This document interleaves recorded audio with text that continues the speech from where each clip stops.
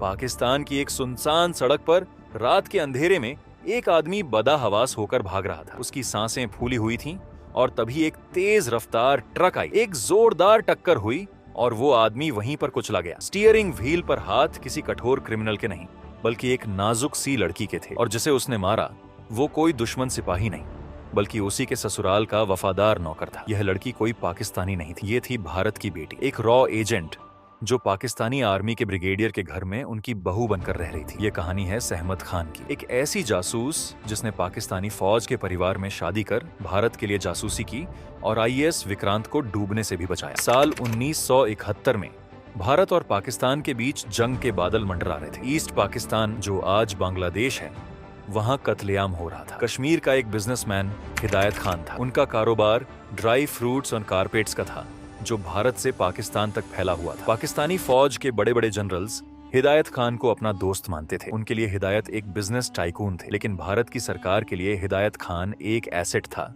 जो सालों से भारत को दुश्मनों की खबर दे रहा था। लेकिन किस्मत को कुछ और ही मंजूर था। जंग शुरू होने ही वाली थी कि हिदायत खान को एक ऐसी खबर मिली जिसने उन्हें तोड़कर रख दिया। उन्हें टर्मिनल लंग कैंसर था। हिदायत जानते थे कि उनके पास वक्त कम है, लेकिन उन्हें अपनी मौत का डर नहीं था। उन्हें डर इस बात का था कि उनके जाने के बाद पाकिस्तान में उनका नेटवर्क, जो उन्होंने सालों की मेहनत से बनाया था, वो खत्म हो जाएगा। पर वो भी ऐसे वक्त में जब भारत को उनकी सबसे ज्यादा जरूरत थी। एक दिन श्रीनगर के एक हॉस्पिटल के कमरे में हिदायत ने अपनी बेटी सहमत को बुलाया। हिदायत ने कमजोर आवाज में कहा, सहमत, मेरी तरफ देखो। सहमत की आंखों में आंसू थे। उसने कहा, अब्बू, आप ठीक हो जाएंगे, हम दिल्ली चलेंगे, वहां बड़े डॉक्टर्स हैं। हिदायत ने उसका हाथ पकड़ा और कहा, नहीं बेटा, मेरे पास वक्त नहीं है, लेकिन मेरे मुल्क के पास भी वक्त नहीं है। मैं चाहता हूं कि तुम वो करो जो मैं अब नहीं कर सकता। सहमत हैरानी से उनको देखने लगी। आप ये क्या कह रहे हैं अब्बू? हिदायत ने अपनी सांसों को संभालते हुए कहा, मेरा नेटवर्क पाकिस्तान में वो बंद नहीं होना चाहिए। ब्रिगेडियर सैयद मेरा दोस्त है, वो अपने बेटे इकबाल के लिए तुम्हारा हाथ मांग रहा है। इकबाल पाकिस्तान आर्मी में कैप्टन है। अगर तुम उससे शादी कर लेती हो तो तुम सीधा दुश्मन के घर में होगी। वहां से तुम वो सब जान पाओगी जो हमारी फौज को बचाने के लिए जरूरी है। सहमत कांप उठी। लेकिन अब्बू, मैं तो कॉलेज जाती हूँ, मुझे ये सब नहीं आता, और अभिनव से मेरी सगाई हो चुकी है। हिदायत ने कहा, बेटा, आज भारत माँ को तुम्हारी जरूरत है, लेकिन अगर तुमने मना कर दिया तो मैं मजबूर नहीं करूंगा। वैसे भी सहमत के दिमाग में तूफान चल रहा था। एक तरफ उसका प्यार, उसकी पढ़ाई, उसका आरामदायक जीवन, और दूसरी तरफ उसके मरते हुए पिता की आखिरी ख्वाहिश और देश का सवाल। लेकिन उसने अपने पिता की आखिरी इच्छा से सहमत होकर अपनी खुशियों की बलि देने का फैसला किया। उसने अपने आंसू पोंछे और कहा, मैं तैयार हूँ अब्बू, मैं जाऊंगी। बस यही वो लम्हा था जब एक मासूम लड़की मर गई और एक जासूस का जन्म हुआ। इसके बाद सहमत को तुरंत रॉ के हवाले कर दिया गया। आमतौर पर एक इंटेलिजेंस ऑफिसर को ट्रेन करने में सालों लग जाते हैं, लेकिन सहमत के पास सालों का वक्त नहीं था। जंग सर पर थी, उसके पास सिर्फ कुछ हफ्ते थे। रॉ के ऑफिसर्स ने उसको एक सीक्रेट लोकेशन पर ले जाकर ट्रेनिंग शुरू की। ट्रेनिंग शारीरिक से ज्यादा मानसिक थी। उसे मॉर्स कोड सिखाया गया और फिर वो दिन आ गया। सहमत की शादी इकबाल सैयद से हो गई, और अब वो सहमत खान नहीं थी, वो बेगम सहमत इकबाल सैयद थी। रावलपिंडी, पाकिस्तान में रहने वाली एक फौजी अफसर की बीवी सहमत अब ब्रिगेडियर सैयद के घर में थी। यहाँ हर रोज पाकिस्तान आर्मी के बड़े ऑफिसर्स आते थे। यहाँ जंग की प्लानिंग होती थी। यहाँ भारत को बर्बाद करने की प्लानिंग बनाई जाती थी। सहमत ने आते ही अपने आप को एक आदर्श बहू के रूप में ढाल दिया। सुबह जल्दी उठती, सबके लिए नाश्ता बनाती, सास ससुर की सेवा करती। इकबाल, उसका पति, एक शरीफ आदमी था।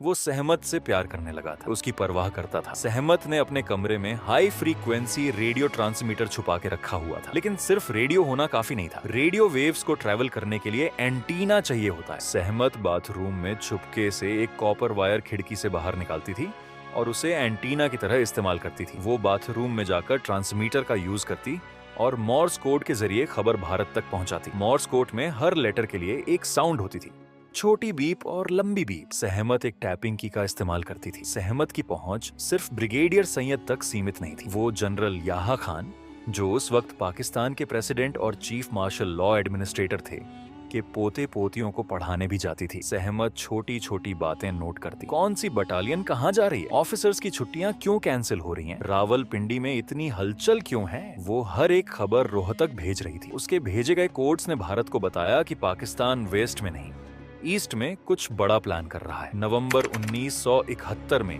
जंग बस शुरू होने ही वाली थी। ब्रिगेडियर सैयद और इकबाल अक्सर देर रात तक मैप्स और फाइल्स के साथ बिजी रहते थे। एक रात सहमत ने मौका पाकर ब्रिगेडियर के स्टडी रूम में कदम रखा। वहां टेबल पर कुछ टॉप सीक्रेट फाइल्स पड़ी थी। उसने जल्दी जल्दी फाइल खोली। उसमें जो लिखा था ना उसे पढ़कर सहमत के पैरों तले जमीन खिसक गई।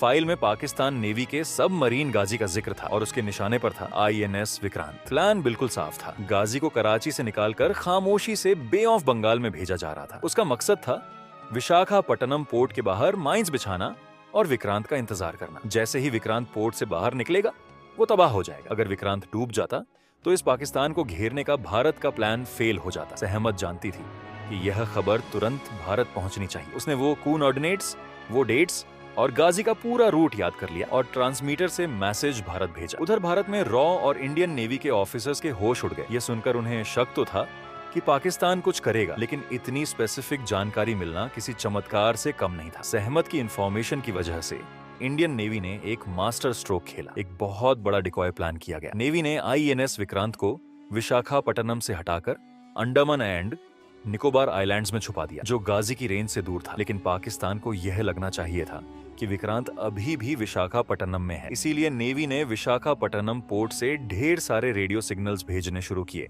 जैसे कि विक्रांत वहीं हो। यहाँ तक कि वहाँ के लोकल मार्केट्स में हजारों अंडे और मीट का ऑर्डर दिया गया, ताकि वहाँ के पाकिस्तानी जासूसों को लगे कि इतने बड़े क्रू के लिए खाना जा रहा है, मतलब जहाज वहीं है। गाजी इस जाल में फंस गई। वो विशाखापट्टनम पहुंची, शिकार का इंतजार करती रही, लेकिन शिकार वहां था ही नहीं। 3 दिसंबर 1971 की रात के करीब 12 बज रहे थे। ऊपर सतह पर INS राजपूत, एक पुराना डिस्ट्रॉयर जहाज, हार्बर से बाहर निकल रहा था। इसके कैप्टन थे lieutenant commander Indra Singh. Captain Indra Singh को पानी में कुछ हलचल महसूस हुई। सोनार पर एक भारी ऑब्जेक्ट डिटेक्ट हुआ। कैप्टन ने तुरंत ऑर्डर दिया, drop depth charges. Depth charges वो बॉम्ब होते हैं जो पानी में गिरने के बाद एक फिक्स्ड डेप्थ पर जाकर फट जाते हैं। INS राजपूत ने 2 डेप्थ चार्जेस फेंके और तेजी से आगे बढ़ गया। कुछ ही सेकंड्स के बाद एक भयंकर धमाका हुआ। पानी की एक ऊंची दीवार खड़ी हो गई। लेकिन यह धमाका डेप्थ चार्ज का नहीं था, ये उससे कई गुना ज्यादा बड़ा था। डेप्थ चार्जेस गाजी के करीब फटे और इस शॉक वेव से गाजी के अंदर रखे हुए टॉर्पीडोज और माइंस ट्रिगर हो गए और एक बहुत बड़ा इंटरनल एक्सप्लोजन हुआ। गाजी का खेल खत्म हो चुका था। उसके 93 क्रू मेंबर्स में कोई नहीं बचा। पाकिस्तान तो आज तक मानने को तैयार नहीं है कि उनकी सबमरीन को किसी ने मारा। उनका कहना है कि गाजी अपने ही बिछाए हुए माइंस के जाल में फंस गई। गाजी के डूबते ही बे ऑफ बंगाल पर भारत का राज हो गया। INS विक्रांत, जो अभी तक छुपा हुआ था, वो बाहर निकला और उसने ईस्ट पाकिस्तान को चारों तरफ से घेर लिया। अगर सहमत ने वक्त रहते खबर नहीं दी होती तो उस रात शायद विक्रांत पर हमला होता और 1971 की जंग का अंजाम कुछ और होता। ब्रिगेडियर सैयद के घर में एक पुराना नौकर था, अब्दुल। वो सालों से सैयद परिवार की सेवा कर रहा था। वो वफादार था और उसकी नजरें बाज की तरह तेज थीं। उसे सहमत पर शक होने लगा था। उसने नोटिस किया कि सहमत अक्सर अकेले में कुछ करती है, कमरा बंद रखती है। एक शाम जब घर में कोई नहीं था, सहमत अपने कमरे में नहीं थी। अब्दुल ने बाथरूम का दरवाजा खोला और वहाँ टाइल्स के पीछे छुपा हुआ वो तारों का जाल और वो ट्रांसमीटर देख लिया। अब्दुल समझ गया, ये बहू बेगम नहीं, यह तो हिंदुस्तान की जासूस है। वो तेजी से घर से बाहर निकला और ब्रिगेडियर के ऑफिस की तरफ पैदल ही भाग पड़ा। ऊपर खिड़की से सहमत ने अब्दुल को भागते हुए देख लिया था। सहमत को याद आया कि उसने ट्रांसमीटर बाथरूम में ही छोड़ दिया था। उसे तुरंत समझ आ गया कि अब्दुल को सब पता चल चुका है। सहमत ने पोर्च में खड़ी फौजी ट्रक देखी। बिना वक्त गंवाए वो उसमें बैठ गई, इंजन स्टार्ट किया और सीधा अब्दुल की तरफ दौड़ा दी, जो रोड पर भाग रहा था। सहमत ने उसे ट्रक से कुचल दिया। अब्दुल मर चुका था। सहमत वापस अपने कमरे में गई। बाथरूम में शावर के नीचे घंटों बैठी रही। जासूसी की दुनिया में इसे कोलेटरल डैमेज कहते हैं, लेकिन सहमत के लिए यह मर्डर था। लेकिन मुसीबत अभी खत्म नहीं हुई थी। इकबाल का बड़ा भाई मेजर महबूब, जो मिलिट्री इंटेलिजेंस में था, उसे अब्दुल की मौत पर शक हो गया। अब्दुल की मौत को सभी ने एक्सीडेंट मान लिया था, लेकिन मेजर महबूब नहीं माना। वो इन्वेस्टिगेट करने लगा, कड़ियां जोड़ने लगा। धीरे धीरे वो सच के करीब पहुंच रहा था। सहमत को एहसास हो गया था कि महबूब सब जान जाएगा। अब सहमत के पास कोई चारा नहीं बचा था। एक दोपहर जब महबूब अकेला था, वो चाय पी रहा था। सहमत ने अपना आखिरी दांव उकेला। उसने महबूब की चाय में एक खतरनाक जहर राइस मिला दिया। ये ऐसा जहर था जो हार्ट अटैक जैसा असर करता है, ताकि किसी को कोई शक ना हो। महबूब ने जैसे ही वो पिया, उसका दम घुटने लगा। वो अपने गले को पकड़कर तड़पने लगा और सहमत वहीं खड़ी थी। महबूब की आंखें सहमत को देख रही थी, हैरानी और धोखे के साथ। महबूब भी मर चुका था। डॉक्टर्स ने इसको हार्ट अटैक बताया। दिसंबर का महीना खत्म हो रहा था। जंग अपने आखिरी दौर में थी और सहमत प्रेग्नेंट थी। वो इकबाल के बच्चे की मां बनने वाली थी। ये खबर किसी भी औरत के लिए खुशी की बात होती, लेकिन सहमत के लिए यह एक नई उलझन थी। वो दुश्मन के बच्चे को अपनी कोख में पाल रही थी। रॉ को खबर मिल गई कि सहमत का कवर अब किसी भी वक्त ब्लो हो सकता है। महबूब की मौत के बाद शक की सुई घूम रही थी, उसे वहां से निकालना जरूरी था। सहमत का एक्सट्रैक्शन प्लान बनाया गया। एक सुबह सहमत ने हमेशा के लिए शहीद परिवार का घर छोड़ दिया। बाजार जाने के नाम पर वो घर से बाहर निकली। बाहर रॉ के एजेंट्स उसका इंतजार कर रहे थे। वो इकबाल को बिना बताए, बिना अलविदा कहे निकल गई। और जैसे उसके पैरों ने हिंदुस्तान की मिट्टी को छुआ, उसने घुटने टेके और जमीन को चूमा। उस वक्त उसके चेहरे पर आंसू थे, लेकिन आंसुओं में एक गर्व था। उसने अपना वादा निभाया। उसने अपने पिता की आखिरी ख्वाहिश पूरी की थी। पाकिस्तान से जाते जाते वो अपने पीछे एक ऐसा सच छोड़ गई थी जिसने सैयद परिवार की बुनियाद हिला दी। ब्रिगेडियर सैयद और इकबाल को पता चल गया कि सहमत भारत की जासूस थी। ब्रिगेडियर सैयद ने इकबाल से कहा, हमने एक सांप को दूध पिलाया।